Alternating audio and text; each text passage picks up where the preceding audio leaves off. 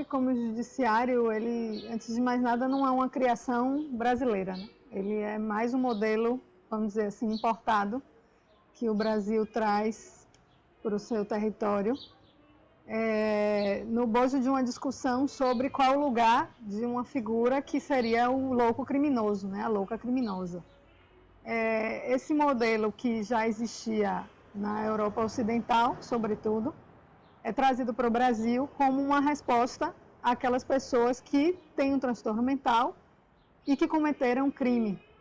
Foi preciso, então, ser criada essa instituição manicomial judiciária que juntava as características de prisão, de cárcere e de hospital psiquiátrico. Quando a gente adentra numa instituição que tem essas características, né, eu estou falando do manicômio judiciário, algumas coisas nos chamam a atenção, né? A primeira delas é que, mesmo que seja um hospital de custódia, é uma instituição que tem características prisionais, né? Toda ela gradeada, com mais agentes de segurança, ou seja, agentes penitenciários, do que profissionais de saúde, de assistência social, dentre outros.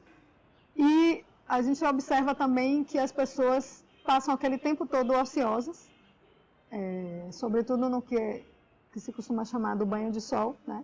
Muito tempo no pátio, fardadas, né? Uniformizadas, muitas delas dopadas, extremamente, né? Ainda sob o efeito da medicação que tomam. Um padrão que a gente pode dizer que é repetitivo no tratamento, ou seja, um padrão que se repete para João, Maria, José, Antônio, Fábio e por aí vai, o que faz com que as singularidades desses sujeitos não sejam ouvidas, ou sequer se ouvidas, ou sequer consideradas. E quando algumas dessas reivindicações em torno, né, da singularidade desses sujeitos aparecem, muitas vezes a resposta é ou a invisibilização, não, isso não faz parte do que a gente oferece aqui, ou então a repressão, né? Isso acontece bastante. Então, a gente vai observar uma série de atos de violência simbólica naquela instituição, mas também violência psicológica, violência física, também em muitos casos, e um tratamento que acaba sendo padrão, no sentido de que nenhuma diferença ali ela é considerada. Então, isso chama muita atenção, né?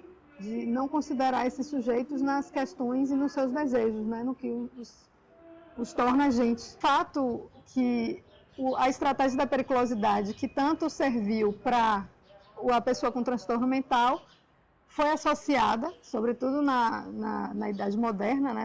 Com o Estado moderno, com a Constituição do Estado moderno, a partir do momento em que há uma junção da psiquiatria com o direito, né? Quem vai trazer muito isso é o Michel Foucault, que vai analisar como a psiquiatria ela se alia ao direito, nesse caso ao direito penal, para forjar uma estrutura que desse conta através de laudos, né, sobretudo laudos psiquiátricos, com um discurso predominantemente da psiquiatria e de uma psiquiatria que foi forjada também a partir da experiência com esses sujeitos, das pessoas com transtorno mental, e essa junção da psiquiatria com o direito, com o discurso do direito penal, baseado na escola penal positiva, é que vai, então, trazer todos os argumentos, sobretudo aquele que traz a defesa da sociedade para que essa instituição, então, ela se constitua em território brasileiro e se perpetue.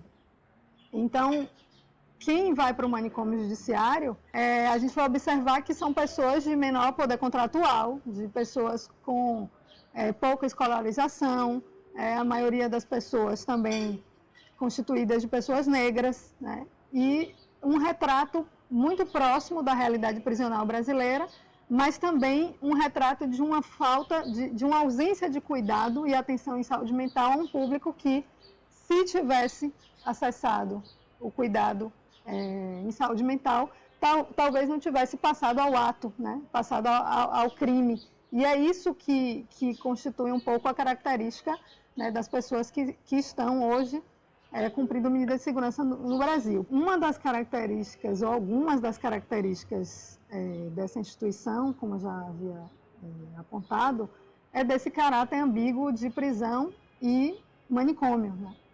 As medidas de segurança, elas são de dois tipos, o tratamento ambulatorial e a internação, mas o que a gente vai observar é que, em regra, essas pessoas que são submetidas à medida de segurança no Brasil acabam cumprindo a medida de segurança nos hospitais de custódia e tratamento psiquiátrico e que, em regra, passam muito mais tempo do que um tempo mínimo que é previsto para a medida de segurança. Embora ela não tenha um tempo máximo, existe um tempo mínimo, né, que é previsto de 1 a 3 anos, mas o que a gente vai observar é um prolongamento aí dessa medida de segurança, sobretudo porque se estamos falando de pessoas com menor poder contratual, pessoas pobres, geralmente são pessoas que não têm acesso, por exemplo, a advogado, advogada, defensor público, defensora pública e por aí vai. Todos sabemos que a democracia no Brasil ela é muito recente, né? E por isso ela é bastante frágil e mais ultimamente isso tem ficado bem mais evidente, né? Com todos esses golpes que a gente tem sofrido aí atualmente.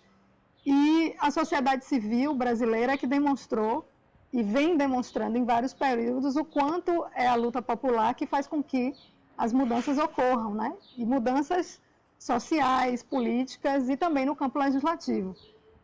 Quando a gente fala do movimento da luta antimanicomial e sua atuação em relação ao manicômio judiciário, é importante lembrar que existe uma lei, que é a Lei de Reforma Psiquiátrica, de 2001, que não foi uma lei que surgiu apenas de uma discussão de gabinete, né? Apenas de uma discussão entre parlamentares, na verdade uma lei que foi forjada no bojo do movimento da luta antimanicomial, com trabalhadores e trabalhadoras da saúde mental, com pessoas com transtornos mentais e seus familiares, com associações que foram criadas, né, ao longo da década de 80 e 90 no Brasil, e que congregou uma série de pessoas e instituições em torno da mudança no campo da atenção em saúde mental no Brasil. Foi a partir dessa lei, desse marco legal, que a gente começa a ter as primeiras experiências brasileiras de mudanças no campo do cumprimento da medida de segurança, ou da atenção e cuidado